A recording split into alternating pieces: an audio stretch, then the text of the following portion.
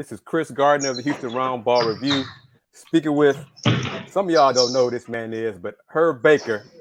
We go back to high school days, so that means he's old too, like me, because I'm old too. Everybody knows that I'm 50 years old, but brother, I'm 50. You walking around. Where are you? I'm at Fondy, man. I'm at Fondy working out. I got 6 kids in here. Josh Ubeji from Pride Forest, Jacob Hudson from Concordia Lutheran, Nathan Law from Nathan and Aiden Law from St. Thomas Episcopal, Aaron Lewis and Aiden Lewis from Shadow Creek. So we're in here working, getting some shots up there, preparing for the weekend. We've been out on the hills. We've been at it for about to be about 2 hours. So, just getting that work in. Okay, for folks who don't know, give them a little about the background. Well, I was raised in this gym. Yeah. A lifer. Been playing the game a long time. We shooting in the corners, fellas. We shooting in the corners. Raised in this gym. Moses Malone was my basketball mentor, my basketball father. We got one-on-ones, fellas. One-on-one, King of the Hill to 7, 3 dribbles. Whatever. Come on. So, like I said, I'm HISD product. We met at High School for Engineering Professions. Yep. And then I transferred to Sam Houston. Once basketball became a lot more important, I grew to 6'6", and I realized I had an opportunity to do something with basketball. I moved to Sam Houston. A lot less rigorous academic schedule, and it allowed me to focus more on basketball. I attended Baylor on a basketball scholarship, class of 1990. Played for Coach Larry Petrie. Went to Baylor, played for Gene Iba. And at the end, I played 1 year for Robert Moreland at Texas Southern. We went to the NCAA tournament, played against Duke. I was blessed to be Chevrolet Player of the Game that game. And after that game, I withdrew from college to pursue a professional career. I went and played in Italy that year. Played really well, was second in the league in scoring, led the league in rebounding. Applied to the draft and got a couple tryouts. Went to Chicago pre-draft camp. Had a cup of water in the league, 10 days here and there. But all in all, total, I played 17 years abroad, Europe, South America, and Asia. So. And for folks who are going to watch this, Herb is one of the people I lean on for questions about high school kids, like who is this kid? Give me a scouting report. So you are that guy. Yeah. You were one of my sources of info, and people are like, how do you know all this? I've been around a long time. I don't know everything, but I know people who I can go to help me out. People that can help, so we can all put it together. Your opinion, my opinion, a couple other guys, and we come up with. Yes, sir. Now the 6 young men you're working out right now, they have D1 potential, D1 scholarship offers. What's the word on them? Yes, sir. Jacob Hudson just had a huge weekend this past weekend in Indianapolis with RL9. They're on the Under Armour circuit. He's playing really well. Had a great junior campaign for Concordia Lutheran. He's a Division I player. He has a couple of offers. I'm not sure what schools, but he has a couple of offers. Josh Ubeji, he attended Legacy last year. He was a top 100 player, played last summer on the Under Armour circuit with the Houston Defenders. 6'6", do it all forward, can put it on the floor, guard bigger people, make shots. He plays for Trey Young's team right now on the Adidas circuit, and he had coming off a big weekend, so he's in that conversation as well. Nathan Law from St. Thomas Episcopal, he's a top sophomore in the state, and he plays for my team, Team Swift. He's my best player. He's a consistent 25-point a game scorer, 6'4", do it all guard. He's really good, really talented. His younger brother, he's a freshman at St. Thomas Episcopal, big time shooter. So these guys, we working at it. They may not be Division I today, or high level or whatever, but they definitely have the work ethic. They pass the eye test, and as long as you play in the game and you're working and you put God first, anything. And the reason I'm talking to you today is just to get an intro for folks, because we're going to try to do this a few more times this summer. Give me your thoughts on the job Coach Kelvin Sampson and the staff are doing at Houston, have done at Houston, and keep doing. Hey, man. I mean, Kelvin Sampson came in, and there was no way that guys from Houston, the top players of Houston, would consider going to the University of Houston, and that was a shame. The school, the university, is big time, academically one of the best in the country, in one of the greatest cities in the country. So my thing was always, we lived in Houston. Why would a kid from Houston want to go to College Station, or even Waco, or Lubbock, or Lawrence, Kansas, or Stillwater, Oklahoma, when we're in Houston? The facilities weren't there. Rice wasn't necessarily competitive enough for some of these guys. So what Coach Sampson has done, he's came in, he's got the alumni reacclimated to the program. He's reintroduced them to the program, giving them a voice to come in and speak about the history of what the program has been in the past. Now they have the facilities to recruit with anyone in the country. Their staff their player development, second to none. Their strength and conditioning is second to none. And they feed them boys like show horses. I walked over there. I walked over there one day just to go for just to walk around campus. Bilal brought me in to show me the facility. Man, he fed me 3-4 times. Man, I'm just gonna walk through, so I know.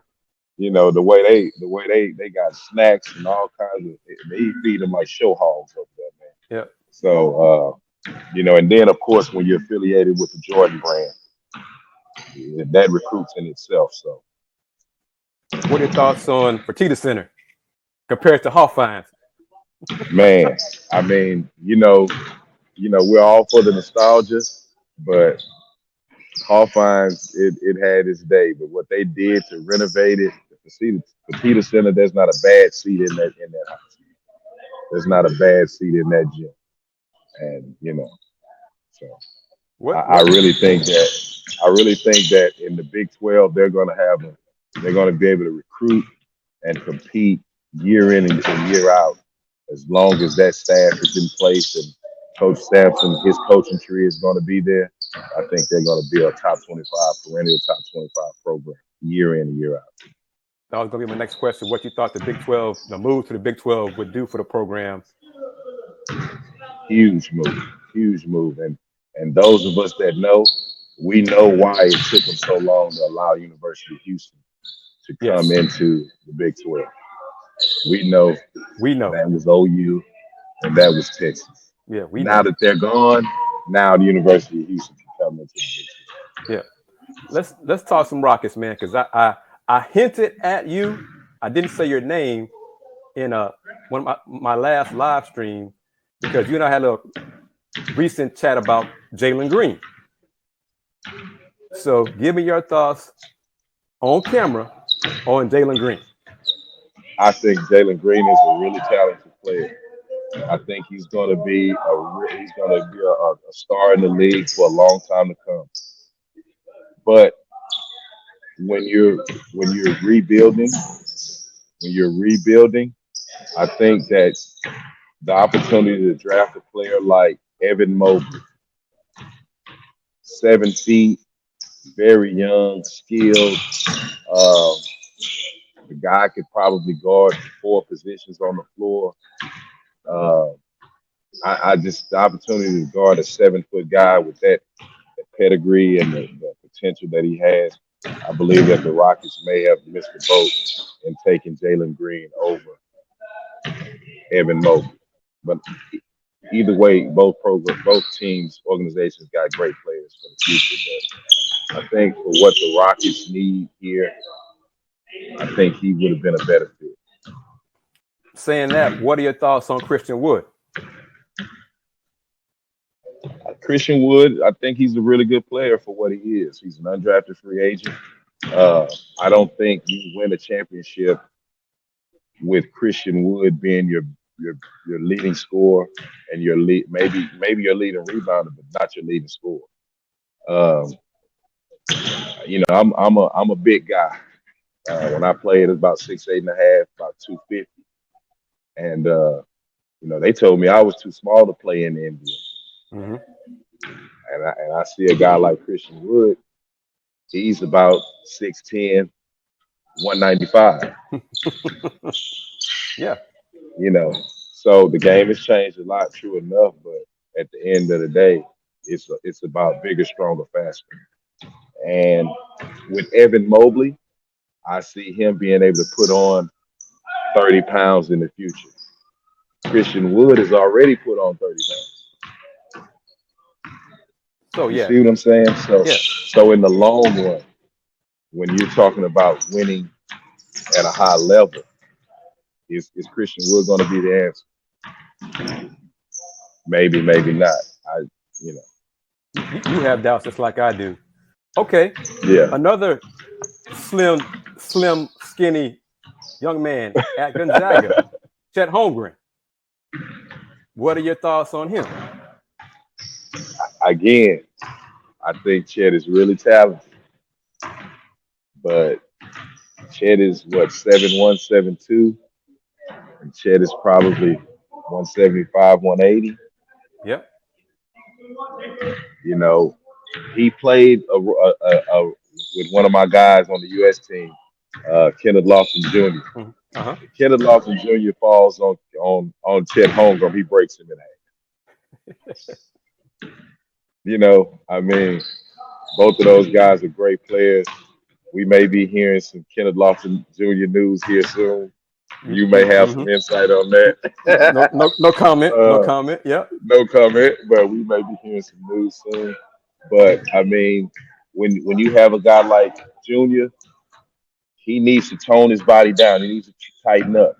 It's a lot easier to get him where you need him to be than it is to put 40 pounds on a guy like Chet and have him get acclimated to playing while carrying that weight. Right. We know he's talented now at the size he's at. But you could see, even playing in the West Coast Conference, which isn't the toughest in the country, physicality really bothered him. Guy may have been undersized, 6'6", 225, that put that muscle on him a little bit and, put that hand on that hip and you can kind of guide him and make him go where you want him to go. Very talented, very talented. But for me, if I got the number one pick, I'm probably going to go with the guy from Duke. Paolo Banchero, really? Okay. Paolo Banchero. So, okay, if the Rockets get the number one pick, you think they should take Paolo Banchero? Yes, because he's the guy that's going to make an impact right now. Okay. He's the guy that's going to make an impact and be able to get on the floor and give you productive minutes on a team that's trying to get in the playoffs. Those other guys, you bring them in, you Jabari Smith, he's going to shoot more threes than the guards. Very talented player, very skilled, but he likes to shoot threes. And at 6'10", that ain't what I want from my guy. But, you can't get an offensive rebound if you're standing from behind the three-point line. That's a long run. So if you're playing at the elbow, if you're playing at the elbow, one step off of like the short corner, you can one big step and you're at the rim for the rebound. So Herb, it's safe to say that you're old school like me. Yeah, I have this thing. I'm like, what would Jordan do? Not Jesus. What would Jordan do? Jordan didn't have the shooting gun. Jordan didn't have the Vertimax and all of that stuff. And he turned out pretty good. What would Jordan do? He didn't shoot a lot of threes. He didn't have all the crazy hesitation dribbles and step backs and stuff. But that 15-footer was deadly. You know what I mean? the mid-range game that they tell the kids not to take now. Jordan and Kobe did pretty well with that. So. When you were training these kids now, are you teaching them about mid-range, old school, that kind of game? That's all we shoot is. We don't shoot any threes. Everything is one dribble, two dribble, pull-ups, playing off pivots, triple threat, rip through every time, stepping into the shot, footwork. If you're dribbling left, you're finishing, you step into your shot right, left. If you're going right, it's left, right, not hopping into the shot.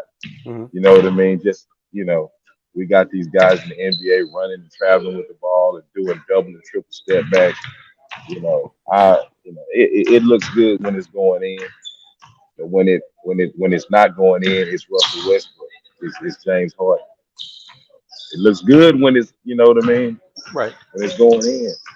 But when a guy's touching you and he doesn't want you to score it, it doesn't look good. You go from being James Harden to what he was here with the Rockets to being what he is now. Right. People are saying he doesn't care. People are saying he's not as good or he's on the decline. James Harden has never been the best conditioned player, but he was always able to get off. You know what I mean? Now that they're not giving him all of those cheap fouls that he's used to getting, the numbers don't look as good. The step back isn't going in as much. He's lost a little of his step, lost a little of his athleticism. He's gotten older. All the time is undefeated. Russell Westbrook, still a tremendous athlete. Never was a great decision maker. Never was a great shooter. Right. Now that he's lost a step, now that he's losing his athleticism, the deficiencies are beginning to show more. And like I tell my kids, the workouts we do, it's the same thing every day. I know it gets to be a bit redundant. I played in Europe for more than a decade in just Europe. 2-a-day practice with Yugoslavian coaches, Baltic coaches. They're big on fundamentals. I wasn't a great shooter in high school. I became a better shooter. I played with guys from the East Coast that could really handle the ball. I emulated what they did with the ball handle. I learned to become a better ball handler. I learned to really use my left hand. Moses taught me about pivoting. Mm-hmm. God bless his soul. He taught me about pivoting off of both feet, playing out of the reverse pivot, learning to play low, staying focused while you're handling the ball, staying focused, keeping your head up, seeing the rim. Just small things that made me a better player. And, I was never the best player, but I was never the worst either. And I always played. I never was in a situation where I didn't play. Why? I played hard and I listened to the coach. I was never insubordinate with a coach on no level. Right. Because I played. Right. No need for me to get into it with the coach about anything. I'm cool. May not be satisfied with my minutes, but I'm playing. Right. So I learned to be a good teammate. You know what I mean? Wasn't always the best teammate. Learned to be a good teammate. Share the ball as I got older. I lost some physical attributes. Learned to share the ball more.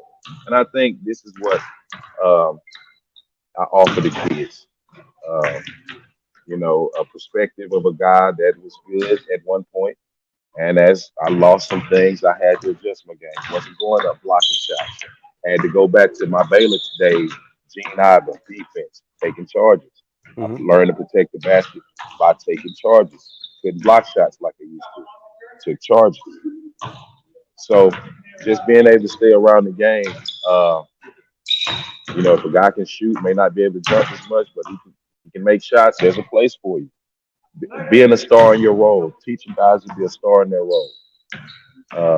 That's what I think the game is lacking now. And, there's such an emphasis put on scoring that screen setting, rebounding is a lost art. How many guys can feed the post? None. Yes. Why? Because there's no post-up guy game anymore. Right. Damon Jones. Damon Jones. One thing before you ask that. Ask me that. Damon Jones played in the NBA. former U of H Cougar. He Mm-hmm. played in the league because he could make shots and he could feed the post from anywhere on the floor. That's a great point. That's a great point. D. Jones could do that. You, as a big man, if you had a shorter guy on you in the post, what would you do? He gonna get that shoulder. He gonna get that shoulder. I'm going to the basket. I ain't fading. Mm-hmm. I'm not fading. He gonna have to stop me from laying it up on the backboard. Are you gonna have to back him down by 5 dribbles before you get the shot? Nah, because that initial one, he gonna give ground. That initial bump, he's gonna give ground, Chris. Because I ain't playing no game. I ain't playing no game. Because you would be a big man. Yeah, I was a real big man. I learned to step out and shoot the ball on the perimeter. But I'm a big man. I was always been a big man. Always. So just last 2 things. What are your thoughts on like Joel Embiid? It seems like the NBA is getting back to appreciating big men, skilled big men. What are your thoughts on that? Man, Joel Embiid, he's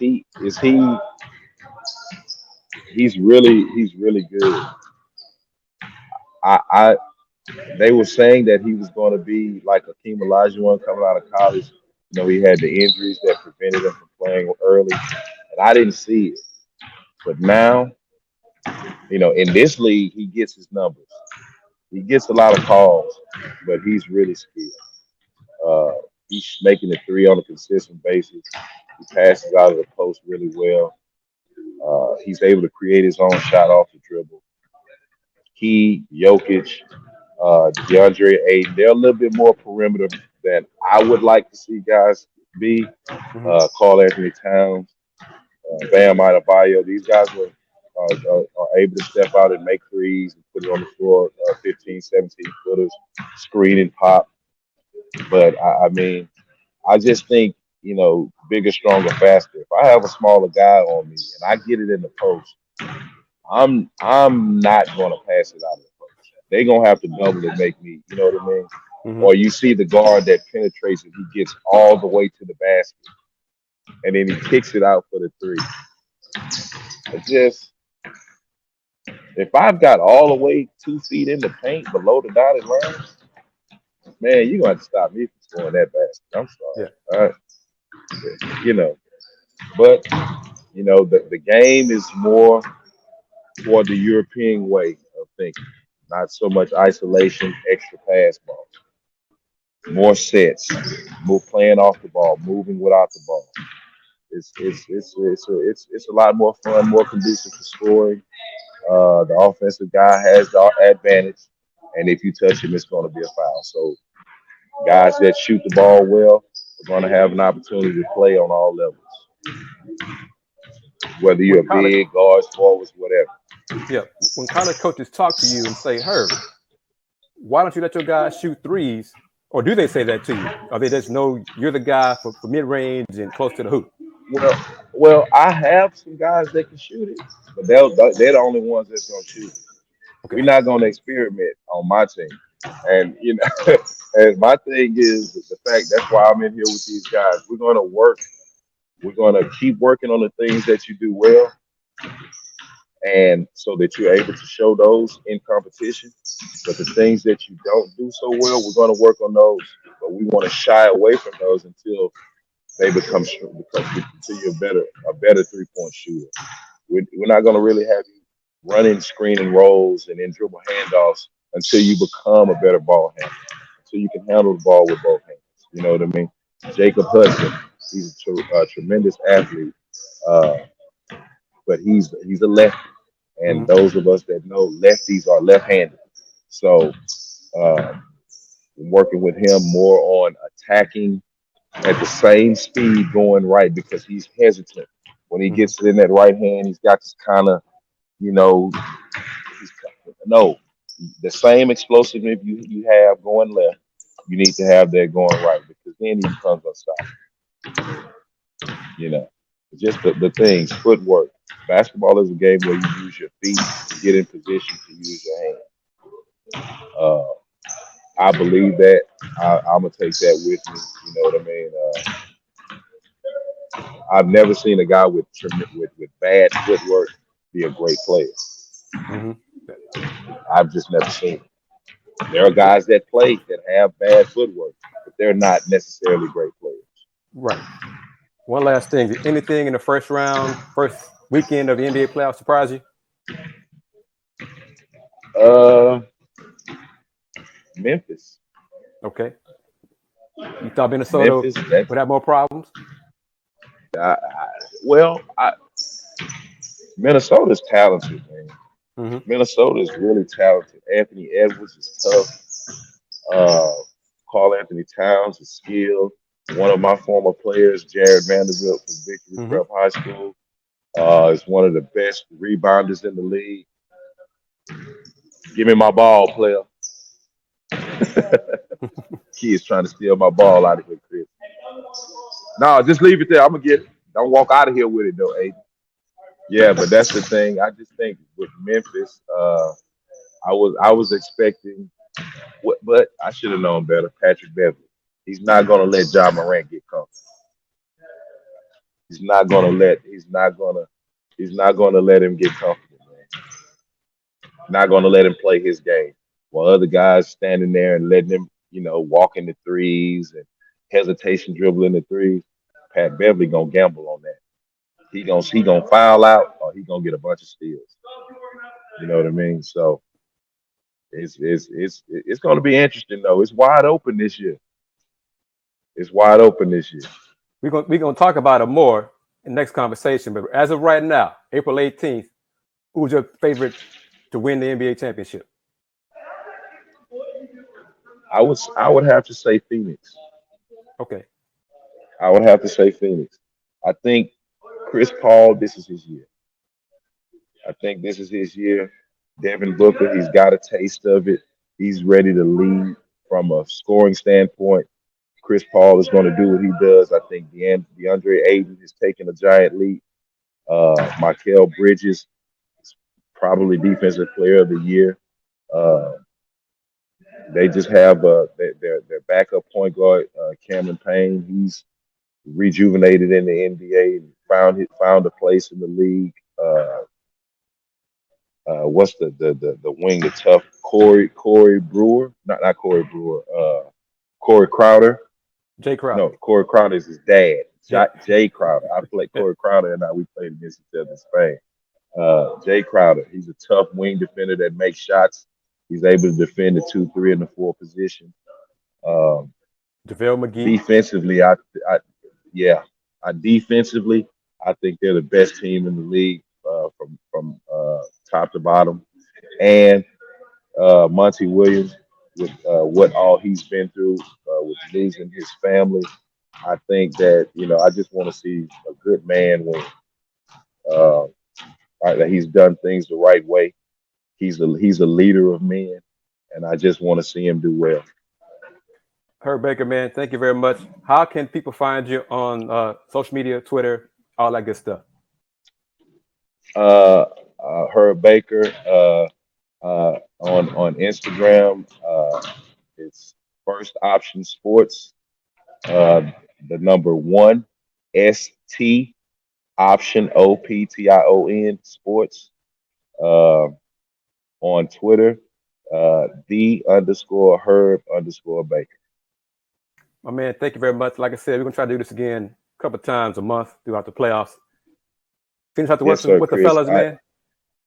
Yes, sir. Yes, sir. Well, I got a doctor's appointment on this old raggedy hip, man. I'm about to get a hip replacement. So yeah, I got a doctor's appointment at 3:00. So I'm, in here getting some work with the fellas, and I'm going to see about myself so I can try and get in this 50 and up. Oh, okay, man. Well, take care of yourself, man. All right, Chris, and we'll talk soon. Thank you. All right, man. Bye-bye.